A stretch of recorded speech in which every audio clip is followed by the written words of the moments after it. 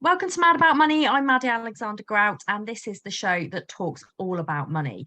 I'm here with Perry Wilson, who is a self-confessed, and we're going to say self-confessed here, no qualifications, works on minimum wage, but yet he earns 100 grand a year. And I'm really excited to find out how he does that.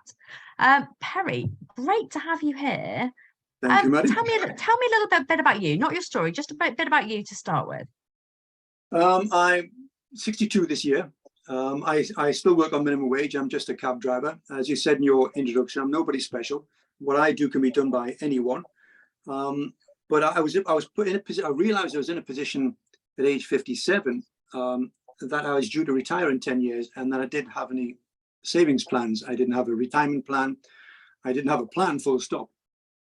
And it would come as a bit of a shock to me. Now, at that time, I was working behind a bar on minimum wage. So I'm age 57 then. So how much of a loser was I?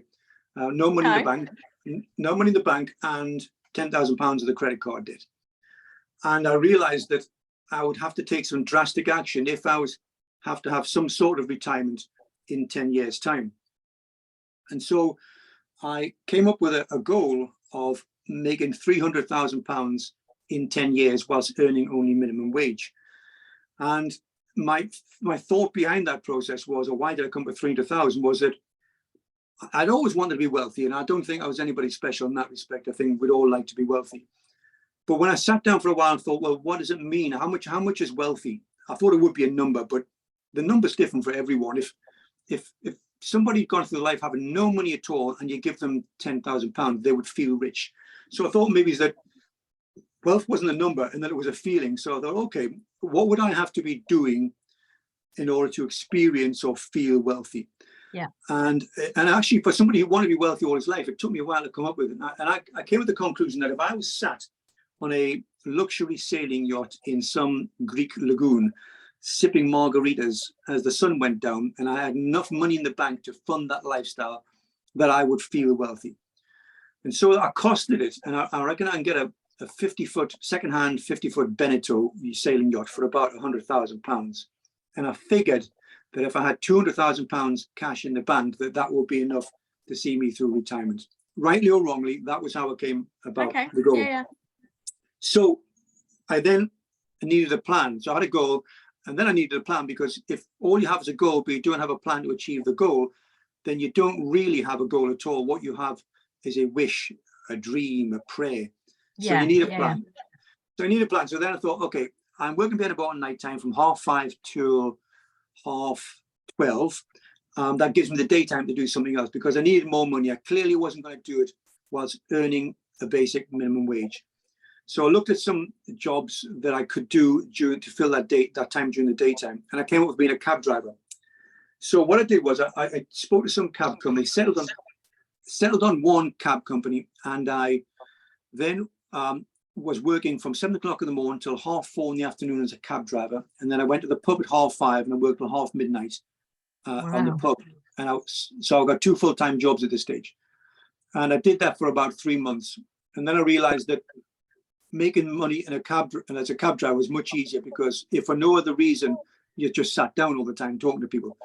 In fact, that's how I describe my job. What do you do for a job, Perry? I said, I just sit on my backside and talk to people, which is effectively what cab driving is. So sounds a bit like my job, to be fair. That's great. Don't underestimate it. Easy jobs like this. And so I chucked the bar work in. So I'm now still working on minimum wage. I'm almost 5 years into it, still working minimum wage, because that's what a cabbie earns. You can make good money as a cabbie, but you've got to put a lot of hours in. So I'm still working 60 to 80 hours a week. So when you divide the money by the hours, you're on minimum wage, and less than minimum wage and sometimes. So that's my goal, and there's my plan. And then I just put the plan to work. And it took me 2 years. The first 2 years I worked every day, taking only Christmas Day and Boxing Day off. So I took 4 days off in 2 years. Wow. Till I'd saved up £20,000. And that was enough to pay the deposit and acquisition fees on my first rental property.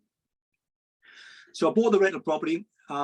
It cost me £63,000. It was a 2-bedroom, semi-detached house in Teesside.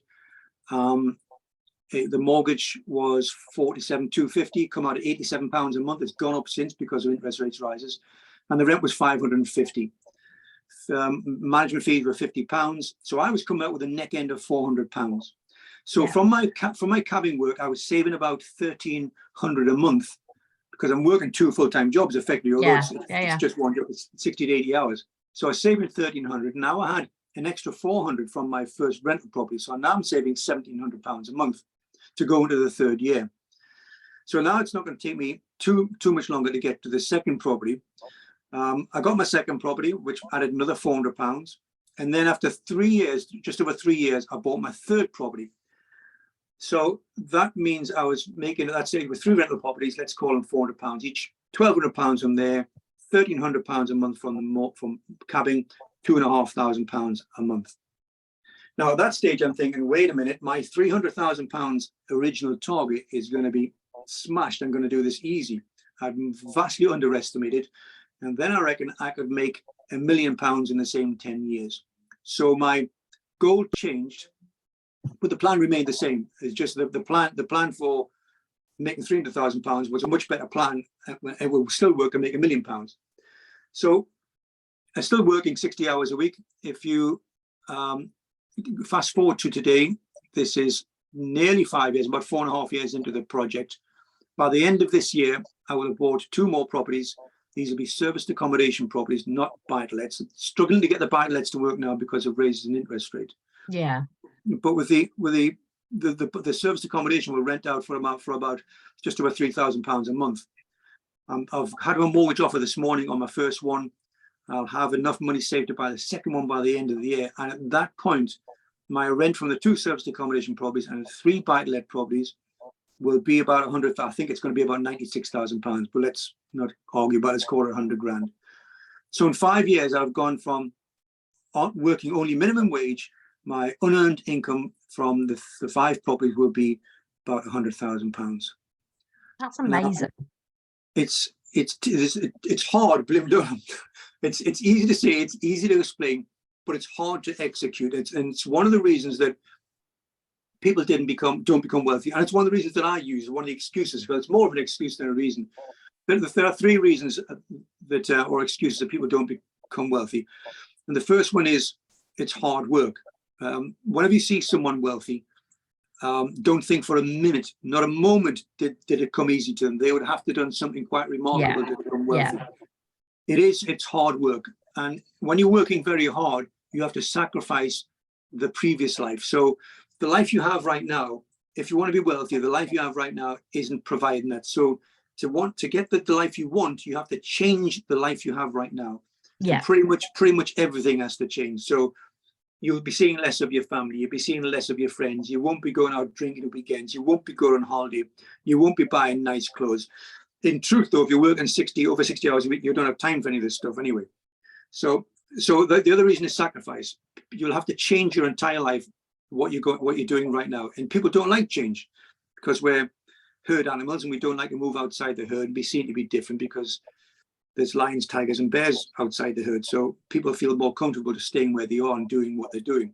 So it's a bit of a wrench to ask them to make sacrifice. So the hard work, sacrifice. And the other thing is, it's time. Not only have you got to work hard and make those sacrifices, but you've got to do it over a protracted time period. So I'm thinking 10 years. I struggle to see how you can do it in less than 10 years. So when you look at those people in the street, they not only worked hard, they made lots of sacrifices, and they took time. I see so much of it on YouTube. Many people are selling £6,000 courses to how to be a Forex trader and how to invest in crypto.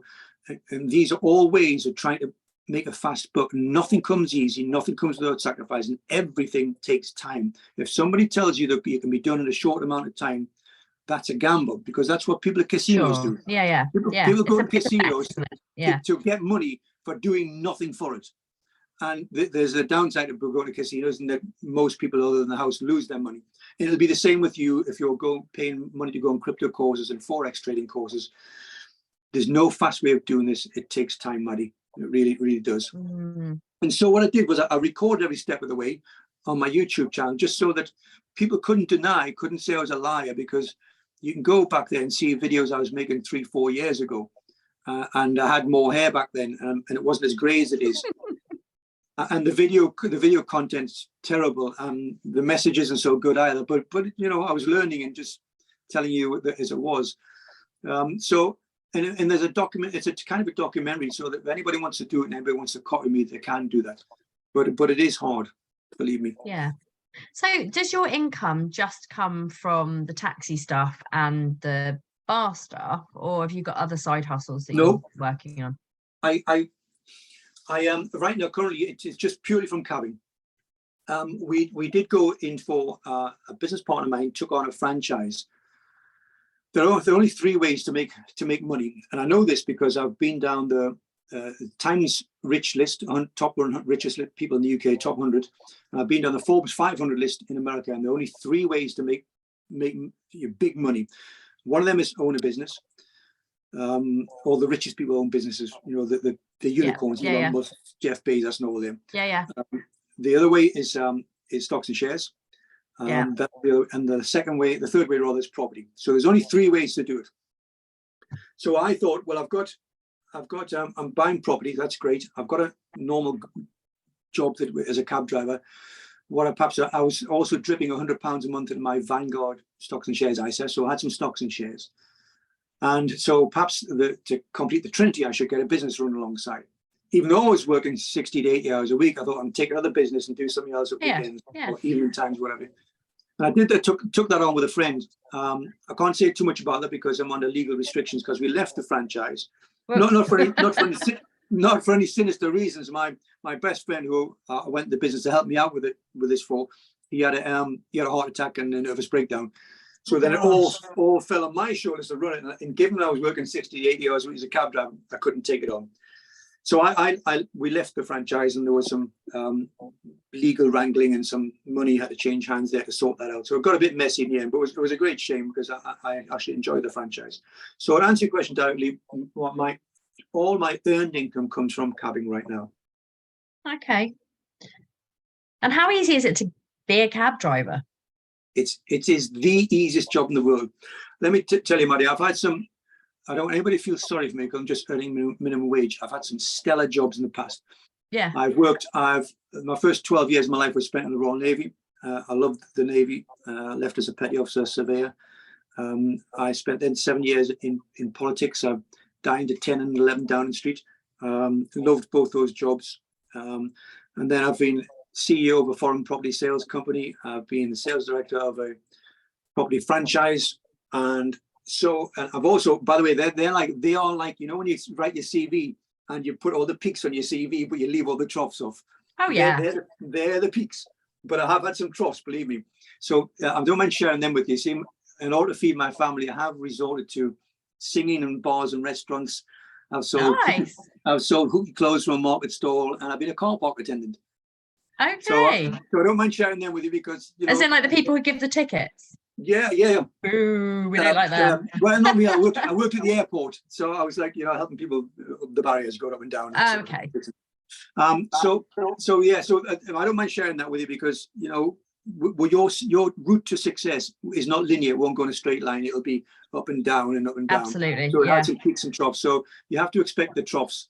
But you know, we all expect life to beat you down somewhere along the road there. But remember that measure a person isn't how many times to get beaten down, but how many times to get back up. And you just got to make sure you get back up all the time. So I was nobody different, and I did exactly that. So again, answer your question. This is the best job I have ever had, being a cab driver. Believe me, people think it's picking up drunks and people being sick in your car and getting assaulted. It's nothing like that at all. I work in the morning from about 5 o'clock in the morning still. I work till about 4 o'clock in the afternoon, 6 days a week. And I pick up some lovely people. They're just normal people like you and I. They just want to go from A to B. There's lots of variety in the job. It's not stressful at all. Given some of the great jobs I've had, which are massively stressful. Yeah. Go for the non-stressful job. But when I've got a youngster in the car and I get chatting, I try to give him some advice. I say, look, son, take it from my old man. If you get offered a job at 40 grand and it's as stressful as hell, and the alternative is a 30 grand job with no stress, take the 30 grand job. Absolutely. I totally agree with you. Yeah. Every day. Totally agree. So yeah, I work purely as a cab driver. It's the best job I've ever had. If I'd done it 10 years ago, I would have retired by now. I love that. I love that because sometimes as an entrepreneur, and I think like lots of people will, especially people who are in the Mad About Money app, I think they will relate to this.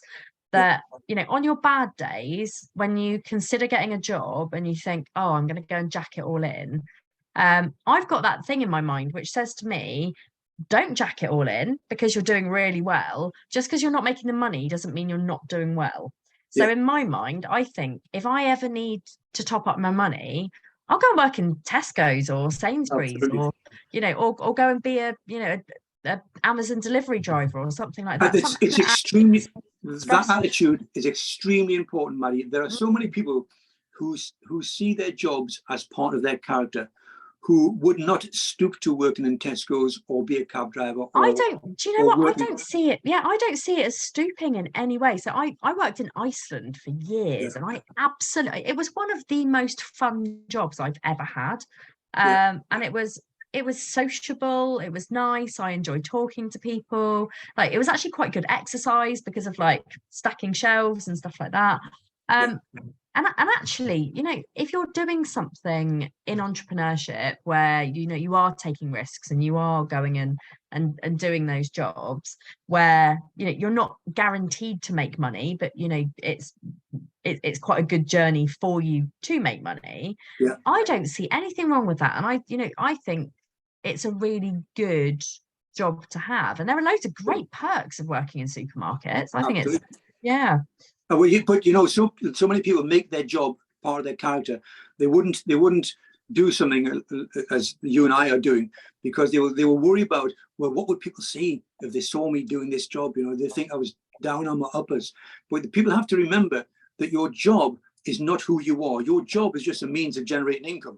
That's all it is. Absolutely. Yeah, It's not absolutely. how you generate the income that's important. It's what you do with the income that's important. Yes. It's no Yeah. good you've been a solicitor, a big shot lawyer in the city, making over 100 grand a year. If you're spending 100 grand a year, because you're not wealthy, you're rich because you've got a good income, but you're not wealthy because wealth, in my book, is defined by money you don't have to work for. And it's like footballers. The Professional Footballers Association, a charity set up to represent professional footballers. Yeah, they need a charity, like, but they say that 3 out of 5 professional footballers who've made over £30,000 a week go broke when they leave the game. And that's because whilst the big earners, the rich, They're big big spenders as well. big spenders as Yeah. well, and they don't plan for the future because you might be making good money now, but you don't know what the future holds. So it's important you save money. 100%. Here's a statistic. It's so simple, it's laughable. 100% of people who don't save money have no money. It's simple. 100% of people who don't save money don't have any money. So there's the flip side of that is 100% of people who are wealthy save money. They don't spend all the money they invested. So to be wealthy, all you have to do is stop doing the dumb things first before you think about doing anything positive. Just stop doing the dumb things straight away, which is spending all your money.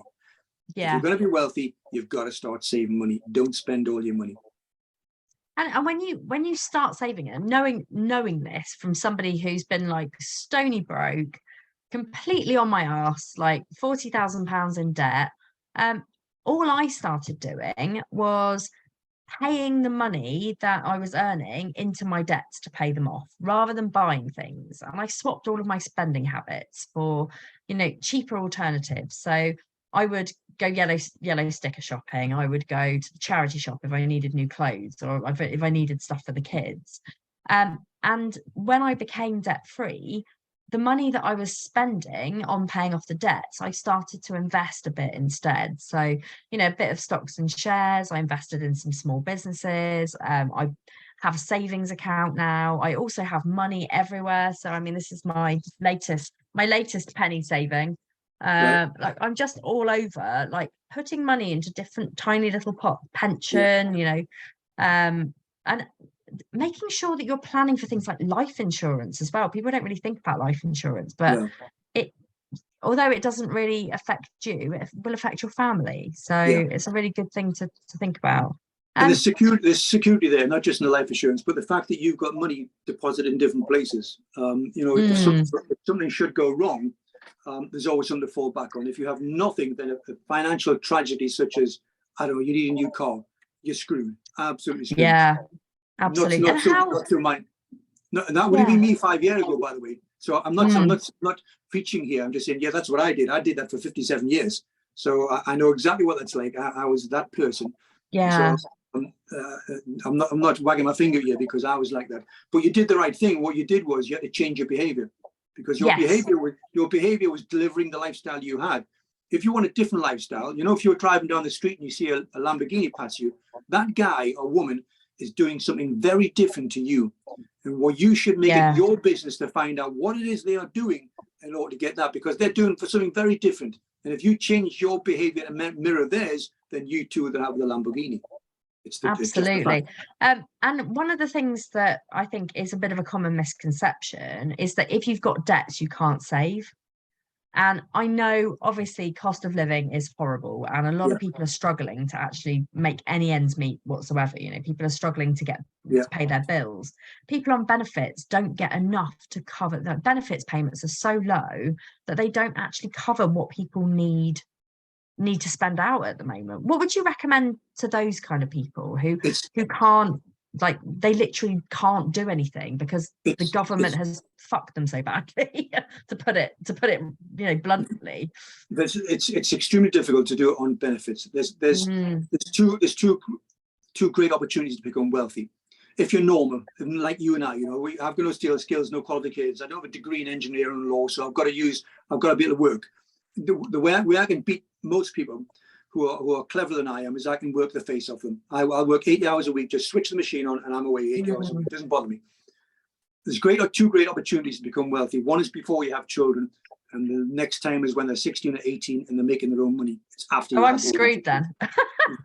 That bit in the middle is incredibly difficult because the wonderful kids you have are absolute parasites when it comes to money. Oh God, yeah, that's terrible. There's an also direct correlation in the UK. I suspect it's everywhere, but definitely in the UK, where if you're not working, you're not going to be wealthy. There's a direct correlation between not working and poverty, because if you're not working, you're on benefits of some description. And the only way you can get out of that is to work. And if you're disabled or mentally or physically, you're going to struggle with that. Yeah, but these are the exceptions. It doesn't sit well. Yeah, it doesn't sit well with me. No. I think the benefit system in this country is completely flawed. I really do. And also the perception of people on benefits is completely flawed, because there are so many people. I mean, I know that, I only work part-time because I've got an autoimmune disease, but I choose to work, but I could also choose to be on benefits. Yeah. There are some days where I can't get out of bed and therefore I can't earn any money. But there are people who are so ill that they genuinely can't get out of bed. They can't move. They can't, they can't do things that other people can, who are, in a better position. And I feel like the government are, almost just saying, oh yeah, well, all people on benefits are scroungers, and they're not, they just need to go and get jobs. Not everybody can get jobs, and it's those people that I really feel for. Look, really feel for those people. It's a difficult one for the government. Doesn't matter what complexion, Labour or Conservative, it's a difficult one. I'll tell you why. I volunteered very briefly for the Citizens Advice Bureau. Okay. There were some guys. They saved me when I was well. They sort of saved me. They didn't give me great advice, but me going to them made me go, that advice was a bit shit. I'm going to go and do my own thing. Brilliant. There are people who aren't that bright to do enough to do it. They would come in and they would ask us to fill the application forms in for the job application. And there are people who, I left the CAB because most of what I was doing was futile. Was a complete waste of time, because, as you say, there are people who are unable to work because they're too ill.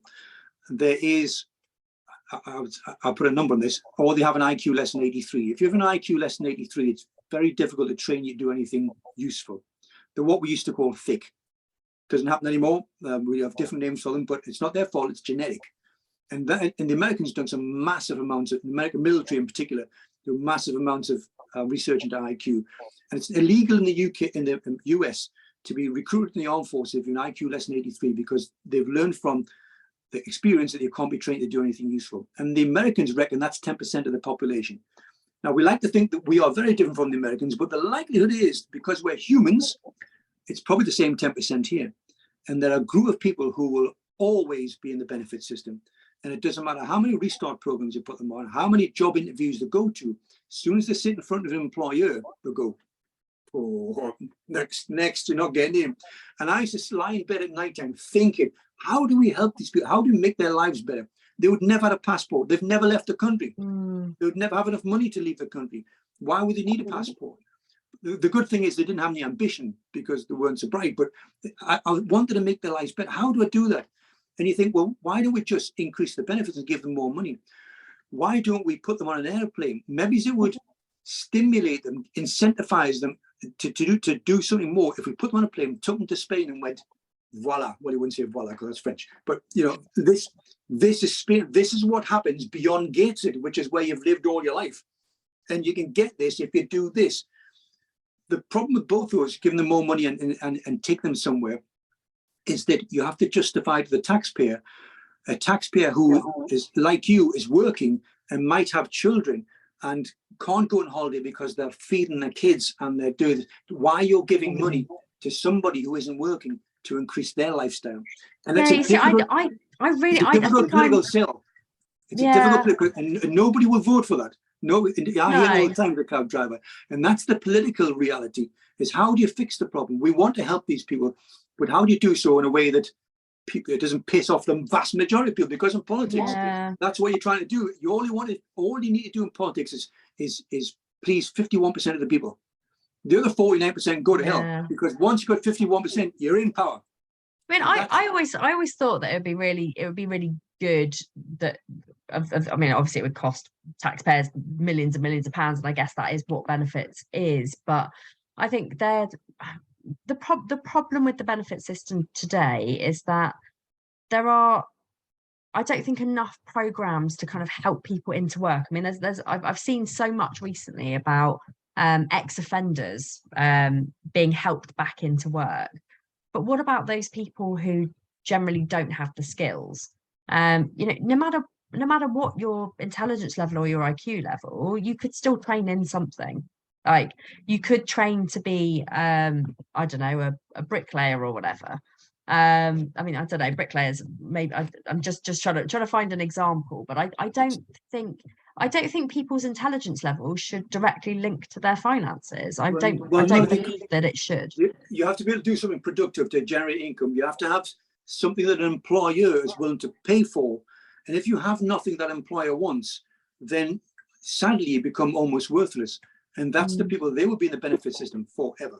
I can promise you, there's nothing we can do about that. And nobody knows how to fix it. No. And it's not fixed anywhere in the world. If there was a system in the world that we said, well, that works, we'll just do that. It's a bit like the NHS. People whinge about the NHS. Why don't we just copy the best in the world? And then there isn't one. Every country struggles with both these issues.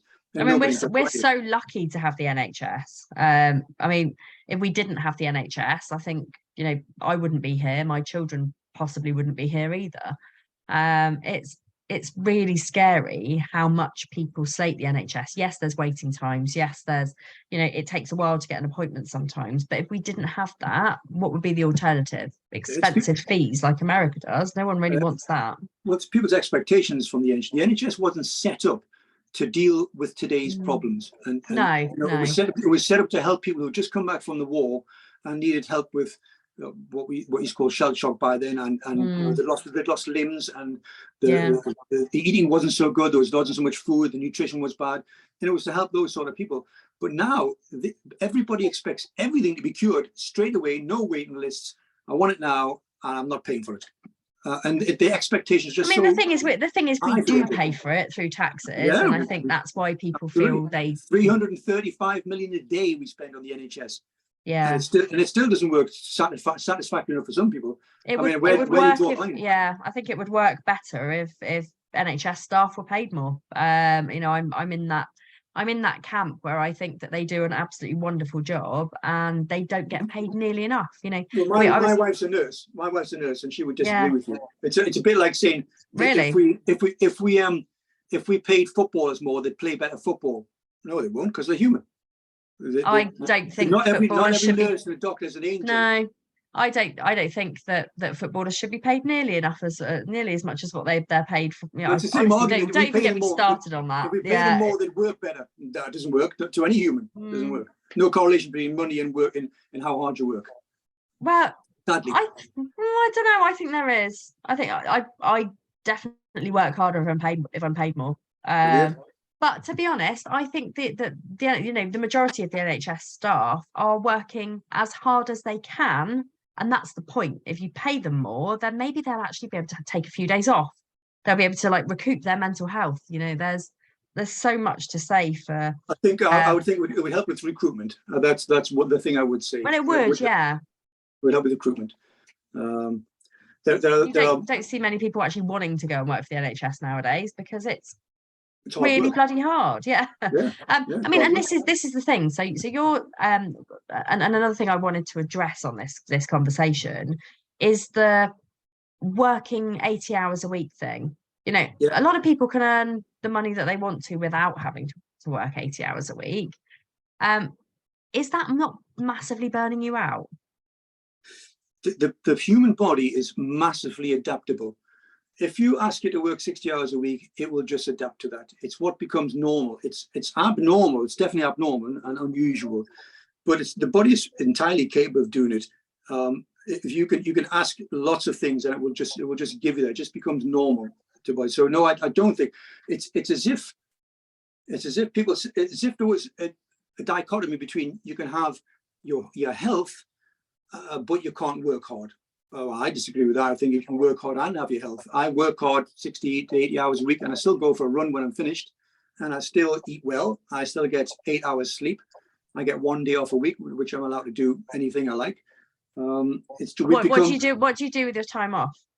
Well, it's mostly other people's time because I have to go and see my mother and then see my daughters and my grandson, and I have to shoot a video for the video channel. And I have to write that video first. And if I get a chance, I'll go to the pub and watch a football game and spend some time with my good lady if she's not at work with the NHS.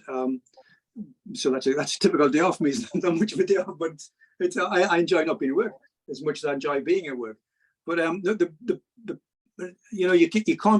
you can't just, well, it's one of the excuses people say, well, I don't want to work 68 hours a week because I don't want to be wealthy. I'm happy where I am.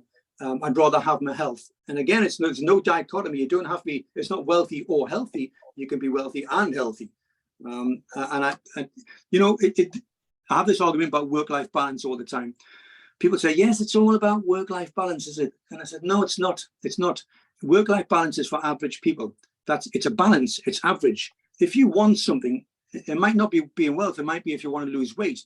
There has to be an imbalance towards calorie consumption and burning off. There has to be a deficit in the calorie side if you're going to lose weight. There has to be an imbalance. The greater the imbalance, the faster you lose weight. It's the same with becoming wealthy. That if you ask anybody who's wealthy, there would have been a massive imbalance towards work at one stage. Then they'll come off the throttle and start making money, and they can bring it back into equilibrium. But at one stage, there would have been a massive imbalance. And if you're not willing to put that imbalance in, then they will just stay normal. And that's fine. I'm not here preaching and saying, everybody should be wealthy. We're all different. We all want different things out of life. Just make sure you decide what it is you want out of life and dedicate your life to getting that. And if that's having one holiday a year with your family, brilliant. You're happy. Plenty of wealthy people aren't happy, but it's not because it's the money that's making them unhappy. It's just because they're naturally unhappy people. Don't know what they want. If you know what you want, what makes you happy, because there's a thing, what makes people happy, we're all different. Sometimes it's money, sometimes it's not. Sometimes it's sitting watching television with a bag of Doritos. That's great. That makes me happy. Well, if that's your bag, that's fine. It doesn't matter. If you're happy, would you rather be happy or a millionaire and unhappy? At least I tell people, if you're unhappy as a millionaire, you can be unhappy in luxury. That's this is the thing. I think I am of personal opinion that money shouldn't make people unhappy. It does, because I know from being in that much debt how stressful that is on everything. It's mind, body, soul, like all of it. It's all consuming. Yeah, you're just working to pay the debt. It's horrible. it's really hard. And I think one thing that this country isn't particularly great at is allowing people, actually making it quite easy for people to get into debt, and not necessarily checking what their background is and whether or not they can afford to pay For it sure. back. And I think that that's a really scary situation when it comes to finances. Well, that's what But happened in 2008 when the banking crisis happened in mm, 2008, because Americans in particular were lending money, but we were guilty of it here. The Northern Rock was massively guilty here when they went yeah, bust, of lending money to people who had no chance of returning the money ever. They weren't no, doing the checks, they didn't care. They were so all about market share. They were just chucking mm, money at people to get more market share.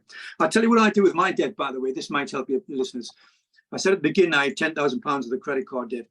First thing I did was I went down to the Halifax Building Society. I was paying, by the way, just over £400 a month to service that £10,000 credit card debt.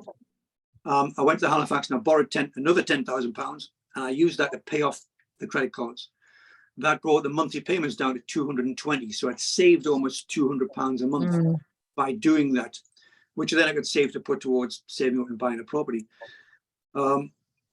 So that's important to keep, if you have debt, to keep restructuring it and making sure you're paying as much off as possible. Now that still left me with £10,000 of the debt. That hadn't changed, but it did two big things. First of all, it saved me £200 a month, which brought my head just above water. And secondly, it gave me a finite finish date, because that loan from the Halifax was 5 years long. And I knew after 5 years, as long as I paid the £220 a month, that was entirely gone. The credit card thing, if I was paying minimum rates on credit card, that would have gone on for 25 years. And probably still hadn't paid it off. So that was the good thing about borrowing the extra money. So I was left with £220 a month repayment. Now I had there what I would call a comfortable level of debt. Now that's not something you hear very often, because people think, oh, debt's bad and you should get rid of debt. But at that stage, I was comfortable with that level of debt. yeah, and that enabled me to know the debt was paid off in 5 years, and that I was saving £200 a month, which would then go to buy my first property or go to an emergency fund of something. So that's how I got rid of my debt. no, that makes a lot of sense, and that's really good advice. I would definitely recommend checking where you can. I mean, there are companies like Updraft now that can do that for you. Really go to Citizens Advice, go and speak to debt helplines, Samaritans, whoever, and actually Money Advice Service. There's loads of places that you can talk to if you're really struggling, because there are always ways that you can make it better for yourself. There are always ways, you're right. I mean, to be honest, bankruptcy, lots of people talk about it and it's that kind of taboo thing. But actually, if you're in a situation where you really cannot cope with all of your payments, going bankrupt, yes, it will affect you for 6 years of your life. You won't be able to get any credit, and it will be tough. But which is probably a good thing if you can't get any credit. I was bankrupt in 2000. Well, I mean, this is the thing, yeah. I went bankrupt because I was at my first foray into business when I left the forces, and a company went to liquidation, owed me 44,000. And as a new starter with no money in the bank, I couldn't carry 44,000 debt. So I went bankrupt. As you say, all the debt was gone. My wife had to buy me out the house, and they had to take a loan for, I remember this, from Marks and Spencer's to buy my share of the house out. But if you don't have any assets, if you're living in a rental property and you've got loads of debt, have a chat with someone first before you do this. But absolutely, instead of going bankrupt, just getting rid of it and have a fresh start. As you say, you're screwed for 6 years, but let's face it, you probably need to be in screwed anyway because you were borrowing money. Well, I mean, this is the thing. And also, if you're working so hard to pay off those debts, and you're not There's nothing getting left for yourself, it's completely demoralizing. Straight clean slate. I actually wish that I'd gone bankrupt when I was in £40,000 worth of debt, because I could have actually lived a slightly better life, because I had to really scrimp and save for absolutely everything. Would I be here now telling this story? Would I be here interviewing you? Probably not.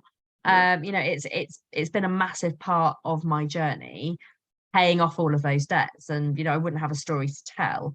But if you are in a situation, and if any of our listeners are in a situation where they are feeling like there is no other alternative, come and chat to me, because I work with partners who can give you you can have a no obligation phone call, with the partners that I work with. We can talk about debt management plans, IVAs, bankruptcy.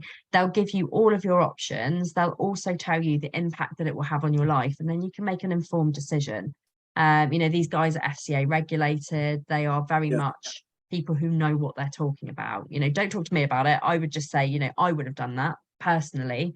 This is not a place where we give financial advice. It's all about opinions and, but we've got people who can help. So if there's anyone listening who needs the help, just drop me a message through the app or drop me a message on social media and let me know that you need some help, and we can point you in the right direction of people who can help you. Great advice, Maddy. Would have helped me back then. I think it would help a lot of people right now as well, because there are so many people who are struggling. But Perry, it's been great to have you on. Thank you so much for your time. Where can people find your YouTube? Obviously YouTube, but Yeah, go to YouTube and type in "Stupid is the Norm."